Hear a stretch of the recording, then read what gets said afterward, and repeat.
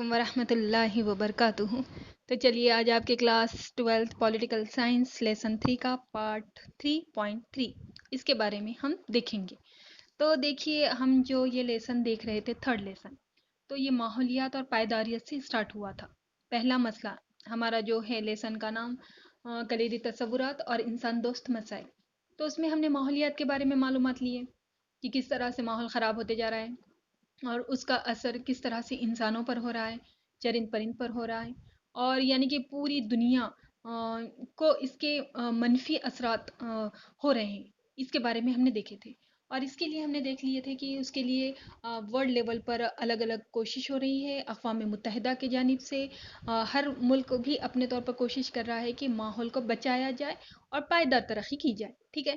پائیدار ترقی کی بھی ہم نے معلومات لیے تھے اچھے سے کہ پائیدار ترقی ایسی ترقی کہ جو بھی ہے نیچرل سورسز، قدرتی جو بھی وسائل ہیں ان کا ہم لوگ استعمال اس طرح سے کریں کہ وہ آنے والی نسلوں کے لیے بھی قائم رہے، یعنی ہماری بھی ضروریات کی تکمیل ہو، آنے والوں کی بھی ہو، اس طرح کی ترقی ہو، اس کو بولیں گے پائیدار ترقی۔ پھر اس کے بعد ہم نے دیکھیے غربت کی معلومات لیے تھے۔ ہمارا جو سیکنڈ مسئلہ تھا پاورٹی، یعنی کہ یہ بہت زیادہ ہے، الگ الگ لیول پر ہے، الگ الگ اس کی وہ بتائی گئی تھی ڈیفینیشنز کہ صرف روٹی کپڑا اور مکان کا نہ ہونا ہی غربت نہیں ہے، بلکہ اقوام متحدہ کا یہ کہنا تھا کہ جو ضروریات زندگی ہے جیسے تعلیم، اس کو ایک جگہ سے دوسری جگہ جانا ہے، یا پھر صحت کے معاملے میں ہے کچھ ان کے ضروریات، اگر ان کی بھی تکمیل نہیں ہوتی ہے تو اس کو بھی غربت میں ہی شمار کریں گے، ٹھیک ہے۔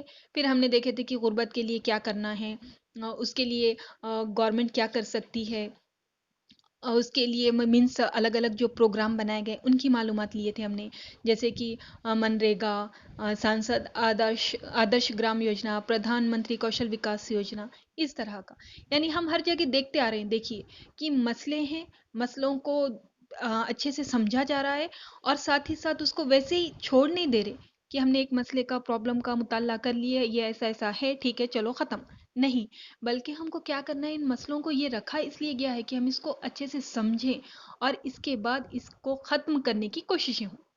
جس طرح سے ماحولیات میں کوششیں ہوئی، اس کے رزلٹ بھی آ رہے ہیں، اچھے بھی رزلٹ آ رہے ہیں، کوشش جاری ہے، اسی طرح سے غربت کے لیے بھی کوششیں جاری ہے، اس کے الگ الگ پالیسیز بنائے گئے ہیں، یعنی مسئلے کو دیکھیں، مسئلے کو حل کرنے کی بھی کوشش ہو رہی ہے۔ اسی طرح سے دیکھیے ہم نے صنفی مسائل دیکھے، ٹھیک ہے، عورتوں کے مسائل دیکھے۔ اب عورتوں کے بھی ہم صرف مسئلے، ہاں یہ اتنے سالوں سے ابلا ناری ہے، ایسی ہے ویسی ہے، ہمیشہ سے اس کو یہ تکلیف رہی ہے، ہر مصیبتیں رہی ہے اور اس کو سماج میں مقام نہیں ہے، چلو ٹھیک ہو، ختم ہو گیا ہماری بات ختم، نہیں ایسا نہیں۔ یہاں پر بھی یہ دیکھا گیا ہے کہ خواتین کے مسئلے ہیں لیکن ان کو حل کرنا ہے، اور ان کو کس طرح سے حل کرنا ہے، تو اس کے لیے ایک کیا کہیں گے حکومتی لیول پر پروگرام ہونا ضروری ہے، صرف سماجی لیول پر نہیں۔ سماج میں تو کوشش کرنی ہے لیکن اوپر سے گورنمنٹ کے ذریعے سے بھی مختلف اسکیمز، قانون ہونا ضروری ہے تاکہ خواتین کے جو ہے حالات اچھے ہو سکے۔ اب اس میں دیکھیے جو مسئلے حل کرنے کے لیے جو الگ الگ ہم نے بولے جس طرح سے کوششیں ہو رہی ہے، تو ویسے ہی ایک بورڈ بنایا گیا ہے، سینٹرل سوشل ویلفیئر بورڈ۔ اب یہ جو قائم کیا گیا تھا تو یہ اس کا جو ہے شارٹ فارم CSWB، تو یہ 1953 میں قائم ہوا ہے، اور اس کا ہونے کی وجہ کیا ہے، یہ کس کے ذریعے سے، منسٹری کے ذریعے سے ہوا ہے، منسٹری آف ایجوکیشن کے ذریعے، اور یہ قائم کرے ہیں، اور اس میں عورتوں کے مسئلوں کی طرف بھی توجہ دی گئی ہے۔ اب اس میں دیکھیے NGOs وغیرہ ہے جو الگ الگ ان کی بھی مدد لی جاتی ہے، جیسے ان کے ذریعے سے الگ الگ اسکیمز بنائے گئے ہیں، example Annapurna scheme, self employed women's association, working women's forum, اس طرح کے یہ الگ الگ، یعنی کہ گورنمنٹ کی طرف سے ہمارے پاس جیسا دیکھو، آپ سمجھیے اس چیز کو اچھے سے کہ ہمارے قانون نے ہی، یعنی ہمارے آئین نے، ہمارے دستور نے، کانسٹیٹیوشن میں عورتوں کو مساوات اور انصاف کے بارے میں بتایا ہے۔ پوری مکمل قانون کی ہماری جو کتاب ہے اس میں یہ ہدایت دے دیے گئے، لیکن اس کے باوجود بھی کیا ہو رہا ہے، عورتوں کی حالت میں اصلاح نہیں ہو رہی۔ تو اس کے لیے قانون میں تو ہے ہی درج، اس کے علاوہ گورنمنٹ کو ایکسٹرا کوششیں بھی کرنا ضروری، اور یہ اس طرح سے 1953 میں یہ ایک CSWB کا قیام عمل میں آیا، اور اس نے عورتوں کی مسائل حل کرنے کے لیے اور ان کی فلاح کے لیے الگ الگ نظریے کو پیش کیا۔ اب اس میں دیکھیے کیا کیا ہے اس میں انہوں نے. جو 1953 میں CSW بھی قائم ہوا تھا تو ان کا نظریہ کیا ہے؟ فلاحی نظریہ، عورتوں کی ترقی ہو اس کے لیے. تو اس کے لیے انہوں نے مہیلا منڈل کا قیام عمل میں لایا.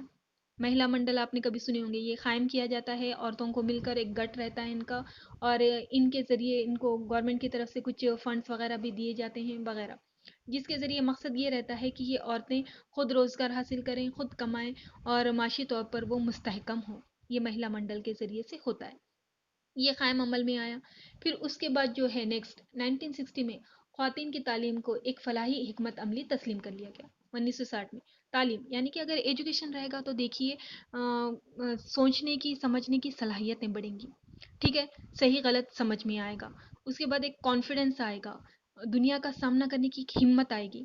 اگر ہمارے میں علم ہی نہیں ہے، ہم میں معلومات ہی نہیں ہے، تو ہم جو بھی کمپٹیشن ہے دنیا کا، سماج کا، اس میں ہم ٹک نہیں سکتے.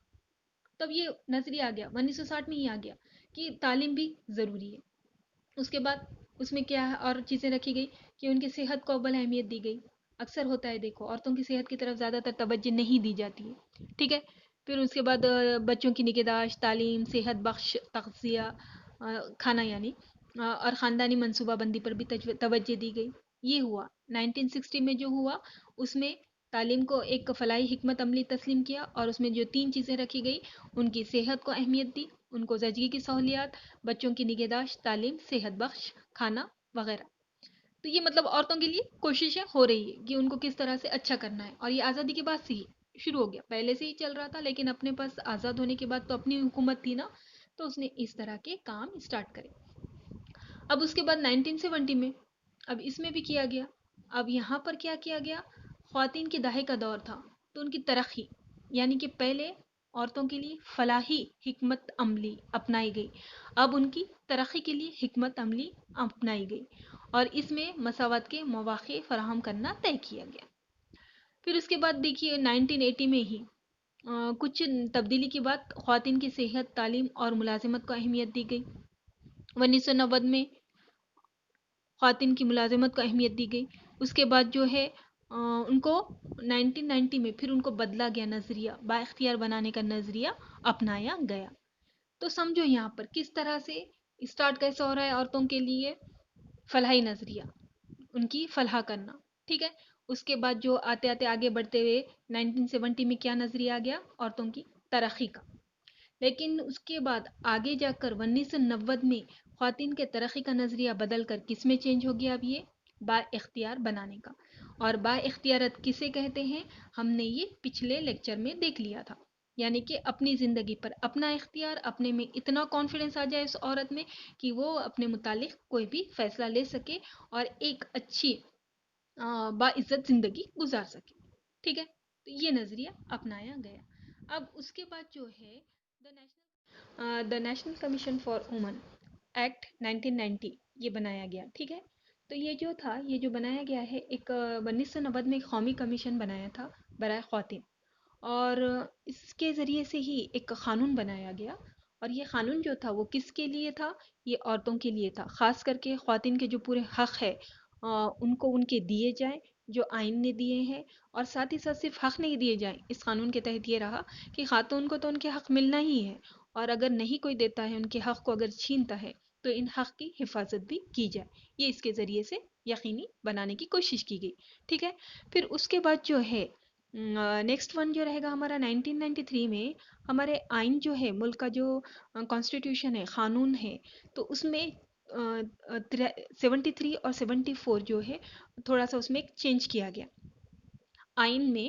یہ چینجز وقت کے حساب سے، ضرورت کے حساب سے، جو حالات چینج ہوتے ہیں اس کے حساب سے اس میں کچھ چینجز ہوتے ہیں. ٹھیک ہے. آئین یعنی جو جس میں ہمارے ملک کے بارے میں پورا پورا قانون درج ہے.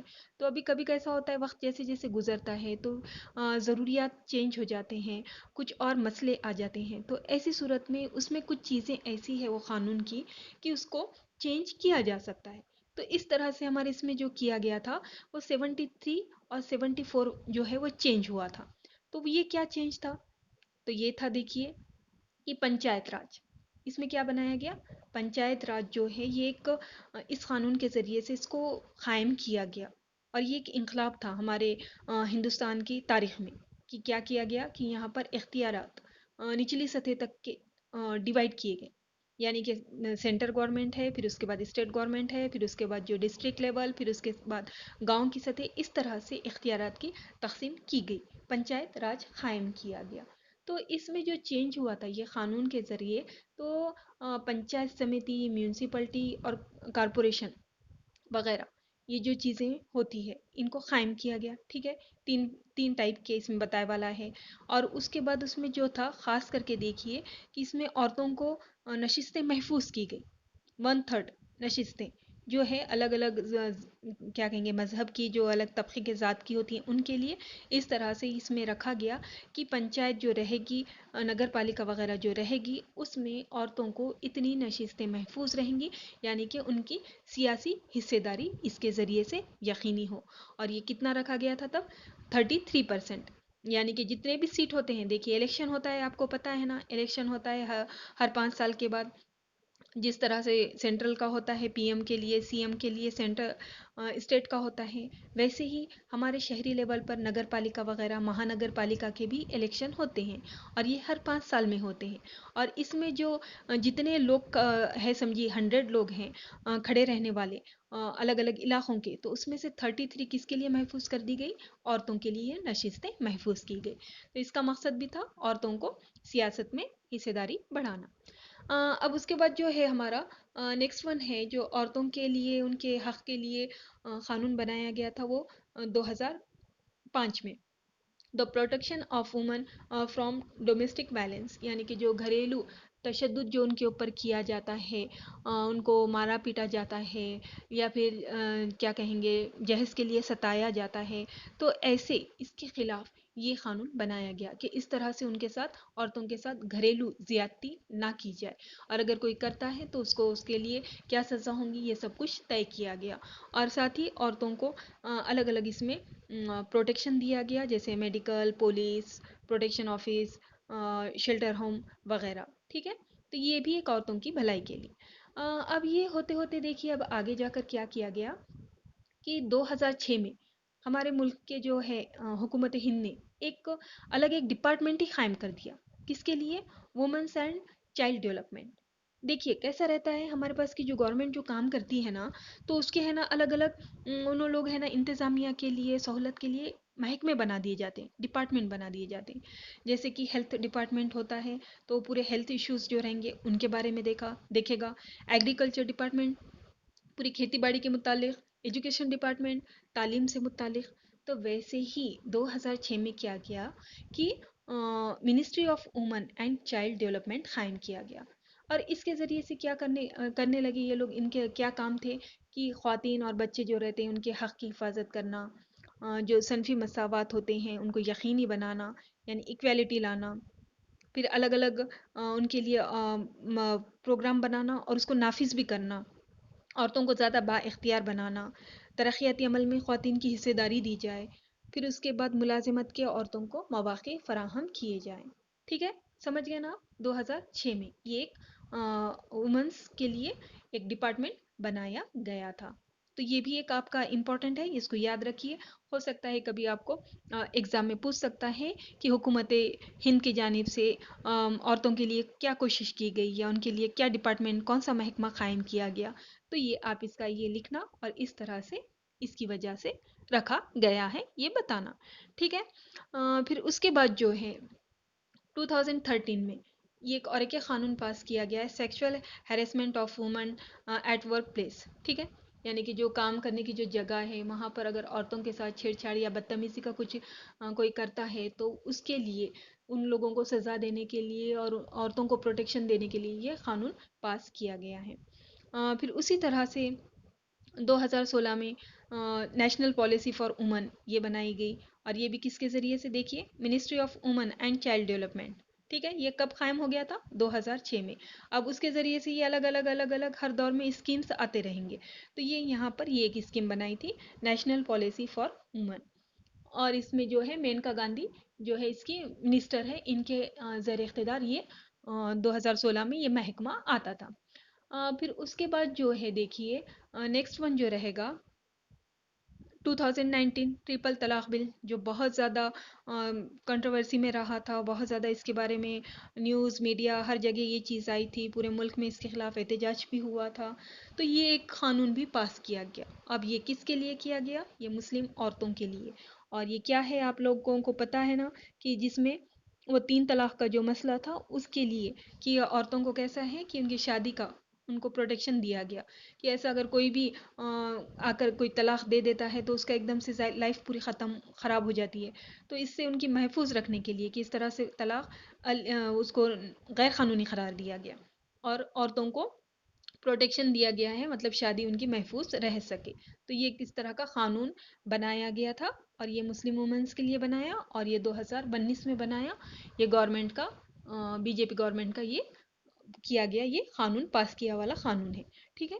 तो इस तरह से अलग अलग क्या कहेंगे, आज़ादी के बाद से, अगर हम उससे पहले भी देखेंगे तो उसके पहले भी औरतों के लिए 19वीं सदी से ही उनकी तहरीक निस्वां शुरू हो चुकी थी। औरतों को हक दिलाने के लिए मुस्लिहीन ने कोशिश किए।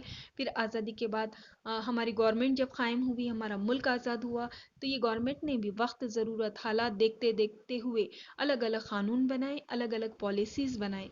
और इन सब का मकसद क्या है कि औरतों को उनको बाइख्तियार बनाना। ठीक है।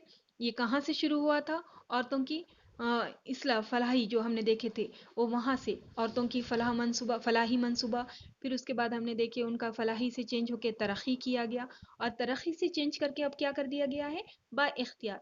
यानी कि अगर औरत बाइख्तियार रहेगी, यानी कि उसमें इतनी कॉन्फिडेंस रहेगा और वो हर लिहाज से काबिल रहेगी, उसको अपनी ज़िंदगी पर हक रहेगा, तो फिर उससे मुतालिक जितने भी मसले हैं औरतों से, वो खुद अपने तौर पर उसको सॉल्व करने की एबल हो जाएगी, और उसके पूरे मसले वो खुद हल करेगी, और उसकी ज़िंदगी खुशगवार हो जाएगी। तो इस तरह से ये हमारे लेसन में हमने जो हमारा थर्ड पार्ट है देखा, और हम देखते हैं कि आज औरत हर फील्ड में आगे आगे बढ़ रही है। लेकिन अभी बहुत सारा काम औरतों के लिए करना अभी भी बाकी है। और ये कब मुमकिन होगा? जब गवर्नमेंट, समाज, हर कोई इस चीज़ को औरतों को इक्वल समझेगा, उनको भी एक इंसान समझेगा, उनको मसावी दर्जा देने का वो दिल से जब तय करेगा, और हुकूमत भी पूरी ईमानदारी से अगर कोशिश करेगी कि वो जितने स्कीम्स बना रही हैं उनको ग्राउंड लेवल पर अमल में लाए, तो तभी ये हालात और ज़्यादा अच्छे से चेंज हो सकते हैं और औरतें बाइख्तियार बन सकती हैं। ठीक है। तो अल्हम्दुलिल्लाह सुम्मा अल्हम्दुलिल्लाह, हमारा जो थर्ड लेसन है पॉलिटिकल साइंस का, वो कंप्लीट हो गया है। अब इंशाल्लाह ताला इसका आगे का जो है हम आगे के लेक्चर में देखेंगे, नेक्स्ट लेसन। तो चलिए फिर, अस्सलाम वालेकुम वरहमतुल्लाहि वबरकातुहू।